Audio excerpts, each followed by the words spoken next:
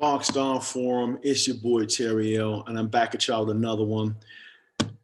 Let's get right into it, guys. You know why we doing this. We talk about the post analysis of the post analysis of the fight between Anthony Joshua and Alexander Usyk, which happened this past weekend, September 25th in London. And let's get right into it.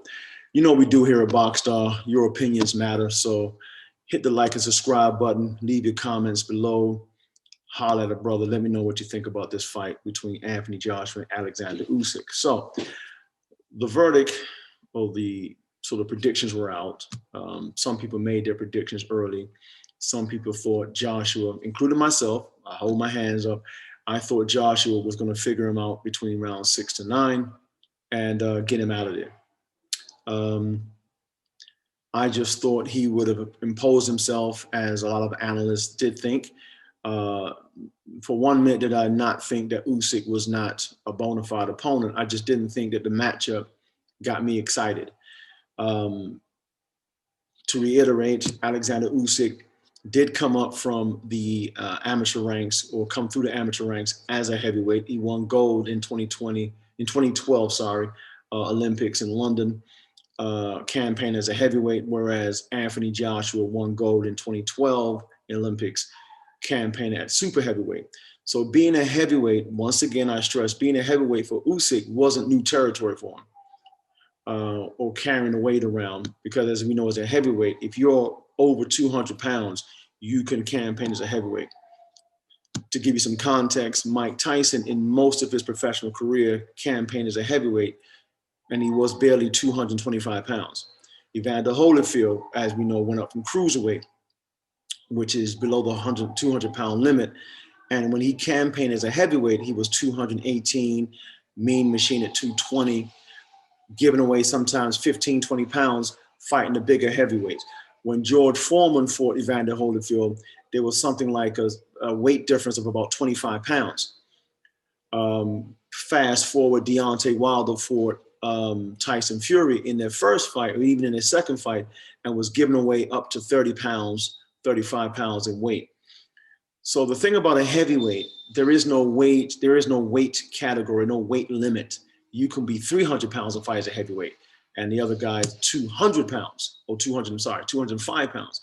As long as he's categorized as a heavyweight, weight or size really means nothing. So that's the only division in boxing where there isn't necessarily a weight limit.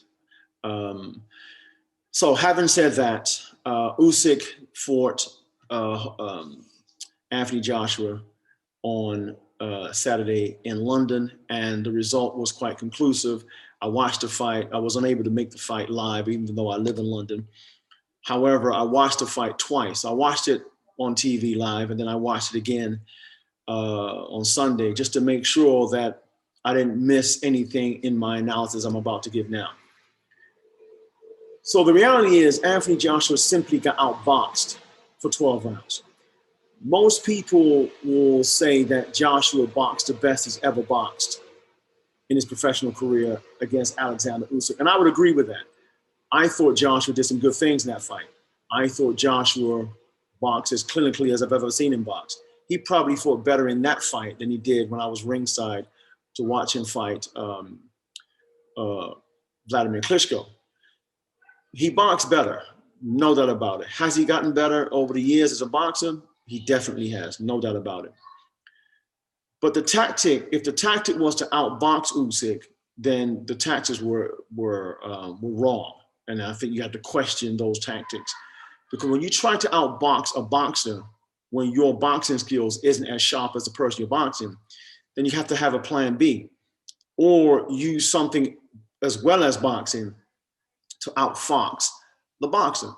Alexander Usyk is a slick boxer and has boxing skills for days. And to try to go in the ring and try to outbox someone like that is almost questionable. Well, it's not almost, it is questionable. So I don't really know what their tactic was. If I'm assuming that was part of the tactic, because that's exactly what Joshua did. Whether Joshua tried to do something like what everyone thought he should have done, was impose himself, use his size, show that he was a bigger man, not give away the early rounds as cheaply as he did. If that was down to Usyk, then obviously Usyk did some hell of a thing, and his corner got it tactically spot on the money. So watching a fight, I gave the first 4 rounds to Usyk. The 5th round, I think Joshua came into the fight and took the 5th and probably the 6th round. So the next 2 rounds, I would have given to Joshua. The 7th round, give or take, I was listening to one commentary. I was going back and forth between the zone commentary, which had Roy Jones on it, and the English commentary, which was on Sky Sports, because I believe they both shared the rights for the pay, because it was Sky Sports, Box Office, and the Zone. So they both shared the rights for the fight. So the U.S. Crew would have, the U.S. Public would have got the rights to see the fight via the Zone, and obviously Sky Sports for the UK and probably Europe. So both, as I was going backwards and forth between the 2 networks, I realized that both networks gave Joshua 3 rounds, which would have meant the 5th, 6th, and 7th round. And if that be the case, then I would have said, then easily, those were the 3 rounds you would have given Joshua. But I also heard someone say that they gave Joshua the 8th round. Whether you say he got 3 or 4 rounds is almost neither here nor there, because the judges' scorecards were quite conclusive. One judge, I believe it was 117 to 112.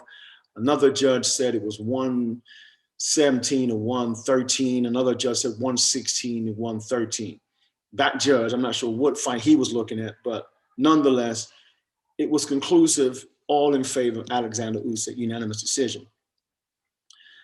So the boxing of Usyk wasn't really a surprise, because he's a boxer and he's known for some power, because in his 18 fights prior to fighting Joshua, he had 13 KOs, all coming in the cruiserweight division.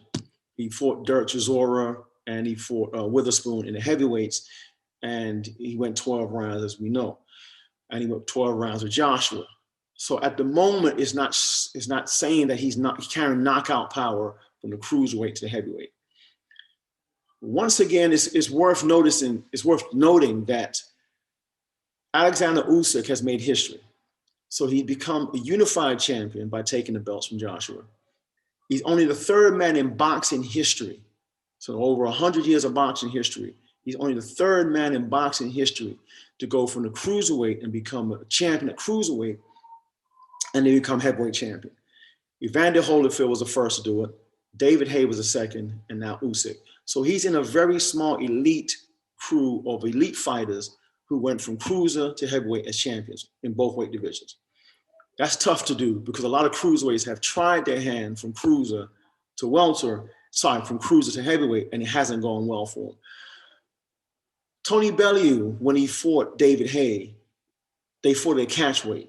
So for those people who are confused that Tony Bellew fought David Haye at a heavyweight, it was kind of a weird matchup. So they wasn't really calling it a heavyweight. They just called it a boxing match. And they said, look, I'll fight you at, I believe it was 205 or whatever it was, or 203.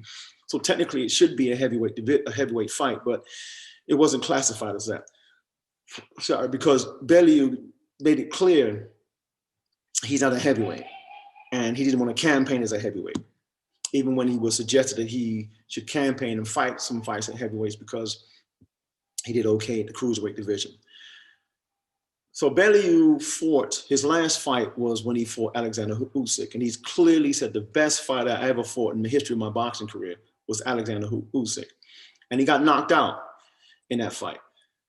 Now, obviously, he was at a different time of his career, because obviously when Usyk knocked out Bellew, it was classified as a cruiserweight fight, but Bellew was not at the peak of his career. He was actually on the way out. If I remember correctly, I think Bellew had already retired and been asked to come out of retirement to fight Bellew, because Bellew called him out. I think they probably wanted that scalp. Bellew took it on, and for the first 2 or 3 rounds, it was interesting. Bellew made it tight, made it close. And then Usyk figured him out in round 4, and I believe it was round 5, he knocked him out in London. And he's fought several times in London. He fought in the Olympics in London, and that's where he won his gold. So actually, they considered London as a lucky city for him. So when he came to London to fight Joshua in front of 65,000 fans, it didn't faze him not one bit. And he showed that he wasn't fazed. Now, here's a critique. The critique is for a long, long time, I've been telling anyone who would listen, Joshua's lateral movement isn't great, right? His footwork isn't great. It's good for a big man, but where it's comfortable for Joshua is if you're in front of him. If you're in front of him, like the previous fighters he's fought and knocked him out, it's comfortable for him. What he's not comfortable is in the uncomfortable mode of moving from side to side, lateral movement. Even front on the back foot, he's not good fighting on the back foot. He's always comfortable on the front foot. So if it's in front of him, Carlos Taka. If it's in front of him, Dillian White. If it's in front of him, Pulev. If it's in front of him, Kubra. I mean, all these guys, you can name them, they stand in front of him. They don't give you much move. I mean, Pulev was a bit elusive as a southpaw, but Pulev was past it when he fought Joshua. No disrespect to Joshua, it just is what it is. And eventually he figures those guys out because it's not much for them. It's not much room that they're giving him to move from side to side, left to right. They're coming in a straight line. So when they come in a straight line, not giving them angles, that's comfortable for guys like Joshua because he has that powerful combination that he throws 2s and 3s. He loves his uppercut. But when they give him some movement, it's not so comfortable for him. Well, let's look at the fighters where it wasn't so comfortable, but he did go 12 rounds. One of those fights he won, Joseph Parker. Joseph Parker gave him angles, gave him a lot of feints, gave him a lot of feints, gave him movements, lateral movement, a better boxer than Joshua. Just didn't do enough to worry Joshua and take the belts from him. So Joshua took the WO belt from him. Andy Ruiz Jr. gave him a lot of problems in the first fight. Actually gave him a lot of problems in the second fight because he fought a completely different fight in the second fight and did in the first fight. Just stayed away from fast hands. Usyk, fast hands, fast feet. Or not even fast hands, fast feet. Great footwork, great movement, and that slippery southpaw position, which gave Joshua nightmares. The analysis is that what I looked at, I think Joshua was very honest in his analysis, was he was mentally tired as well as physically tired. When you're trying to hit somebody in boxing and the person keeps moving and you keep missing, that takes a lot of you physically. Mentally, that takes a lot out of you because you're now thinking, do I save and reserve some of my punches? Because if I miss again, I'm going to be even more tired. And then this dude might catch me and I might go out of it, get out of it. So the fatigue mentally and physically is very telling for Joshua. And that's something that one needs to look at if they ever fight the rematch, which looks like it's going to be early 2022. I believe Joshua's camp should take their time with that rematch and hopefully try to get some tactical things done differently and prepare him differently for that fight. Because I'm telling you, based on what you saw, if you watched that fight on Saturday night, September 25th, it's very difficult to see how Joshua would win that fight. In the same way that I love Wilder. I'm Team Wilder. I'd love to see Wilder beat Fury in the rematch or in the trilogy, in the third fight. But keeping my boxing hat on, I just can't see how Wilder wins that fight because I can't see what he would do differently unless Fury comes in there gun-slinging, gung-ho, and gets caught with a pretty right hand and goes to sleep. I just cannot see Fury doing anything differently than outboxing him and probably go for an earlier stoppage because he's a bigger man, a better boxer, better footwork, better head movement, and I would even say better ringmanship than Wilder. And he sets traps differently than Wilder sets traps. Excuse me. So I'm struggling to see how Wilder wins that fight, although I would love to see Wilder win because it kind of mixes it up a little bit. I just love the whole Wilder story. I love the whole Joshua story. So I'm Team Joshua in that respect as well, but I just cannot see how he would beat Usyk, even though he didn't do some of the things that he probably should have done or could have done in the first fight. But sometimes when you don't do the things you could have done in the first fight, it's purely because the other fighter is making you do something different. And if you're confused about what I'm saying, I would say watch the tape on Mayweather versus De La Hoya. De La Hoya didn't use his jab. He went away from his jab as the fight went on and he tired. And a lot of times, even De La Hoya admitted, the things that Mayweather did in the ring made me not use my jab because it was becoming ineffective. Margarita versus Pacquiao. A bigger man fighting a smaller man, And once again, the smaller man gets the best of the bigger man. So the whole thing about the bigger man supposedly beating the good little man doesn't always work. And those are classic examples. I would say that watch Mayweather versus Margarito, Pacquiao versus Margarito. I mean, there are several examples of little fighters doing the number on the bigger fighter. So here's what I'm going to say as a closing argument about that fight. When I looked at round 12 of the Usyk Joshua fight, that just told me everything I need to know about the fight, even if I didn't see the first 11 rounds of that fight. The 12th round of that fight, when Usyk almost knocked out Joshua, and when the bell rang and Joshua pretty much stumbled to his corner and slumped on his stool, the fatigue and the tiredness on his face and through his body, the body language, it just said it all. And when you see that, the only time I've seen Joshua look that deflated was when he lost to Andy Ruiz Jr. Once again, a defeat to someone with fast hands that through combinations gave him different angles, was always replying whenever he threw back at his opponent. And so a lot of time when Joshua wins, he throws these combinations and there's not much answer from the person that's throwing anything back from his opponent. And the only person that matched that when he threw something was Klitschko, but Klitschko was 41 at that time. And still gave Joshua a run for his money and went all the way to 11th round. Am I saying Joshua's doo-doo? Nah. Am I saying he's trash? Nah.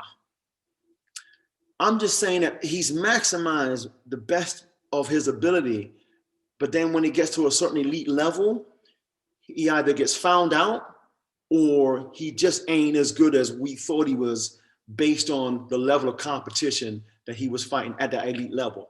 The reason why what I'm saying might not become popular is because there's this popular wave here in the UK that when the popular fighter is the name of the day or whatever expression you want to use, or the flavor of the month, when you say something against a popular fighter, then you all of a sudden become unpopular. I don't care about being unpopular about this because it's just facts. And when you're talking boxing, a boxing person like Tyson Fury's dad, Peter Fury, he was saying before the fight that this is a dangerous fight for Joshua. And all these individuals saying it's going to be over in 6-9 rounds, even people like me, he kept saying, y'all sleeping on this dude. This dude is a phenomenal boxer. And so I take my hat off, which I did in the beginning of this video, and said, myself, I got it wrong. Just like I got it wrong when rooting for Wilder when he was fighting Tyson Fury in the first fight.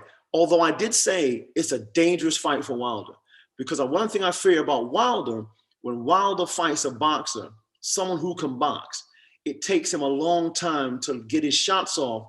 Unless the individual he's fighting fades or tires, it's difficult for Wilder to get the result he needs, i.e. the knockout punch or the victory. As long as that boxer stays switched on, it's difficult for Wilder. Now, in the first fight, as we know with Wilder, when he fought Fury, he dropped him twice. In the second fight, in my book, it was a knockout. But it's neither here nor there. It was a draw. It is what it is. In the second fight, it's not even close. He got his ass whooped. Fury won that rematch. In the third fight, yet again, I'm saying as much as I'd like to be Team Wilder, I can't see how Wilder wins that fight against Fury.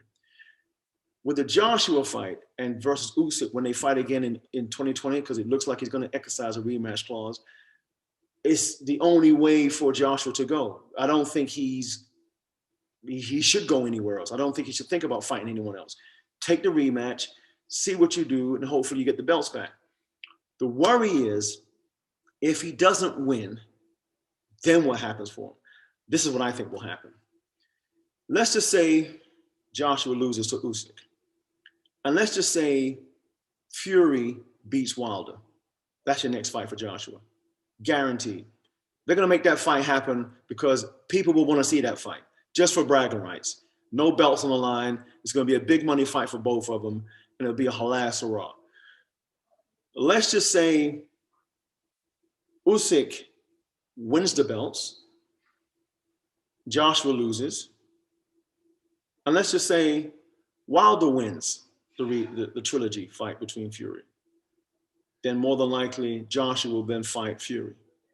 Or Joshua will fight Wilder because he want to get a belt back or win a belt. So either or, that quartet of Fury, Wilder, now Usyk, and Joshua, it's going to get very interesting in the next 2 years, depending on who falls off first. I'll conclude by saying that of the youngest of that quartet is Anthony Joshua. Wilder being the eldest, I believe he's 35 going on 36. Fury is 33, Usyk is 34, and Joshua's about 31/32. So he is the younger and probably the freshest, has the fresher legs and fresher body of the four, of the quartet. But he doesn't seem like the most formidable one at the moment of that quartet. Wilder still looks dangerous, even if he loses to Fury. Well, depending on how he loses to Fury in the trilogy. But he's still a dangerous fighter, still a killer, still a monster. Usyk is obviously proven to be very elusive and obviously can cause some problems in the heavyweight division and, be a thorn in everyone's side. Fury, is Fury, a dominant boxer, the best boxer in the division. But the one that carries the knockout punch of the four is definitely Wilder. So that could make it very interesting. So tell me what you think, because I had to get this analysis out, because the reality is a lot of people are thinking that Joshua loses the rematch. I don't quite subscribe to that. I still think he can win the rematch. I think it'd be very, very difficult for him to win the rematch, because I believe that Usyk would just do things differently himself. He will do some things different. I don't believe that you saw the best Usyk. I don't believe that what you saw with Usyk on Saturday night is the best he can be. Because if that's the case, then Joshua can't get any better, because they're both seasoned veterans and been in the game for over 10 years now. So the reality is, don't believe that hype, but believe what you saw on Saturday night. That was a classic fight of a boxer beating another boxer who just wasn't as good as him boxing-wise and could have knocked him out if he had 10 seconds left in that round. I asked you to look at that 12th round, give me your views, tell me what you think, and tell me what you think of the verdict and that sort of conundrum, that picture I've sort of painted of that quartet between Usyk, Joshua, Fury, and Wilder, how you see that mix unfolding. Let me know your comments. Obviously, subscribe to the channel, Boxed Off Forum. We're doing it. We're putting out this content on a regular basis. And hit the likes and the subscribe button. It goes a long way in letting everybody know that the analysis that we're giving out, and the videos we're putting out, and the throwback fights that we're putting out on the channel, we appreciate boxing and we love all things boxing. That's all I got for now. Holler back at a brother. Peace.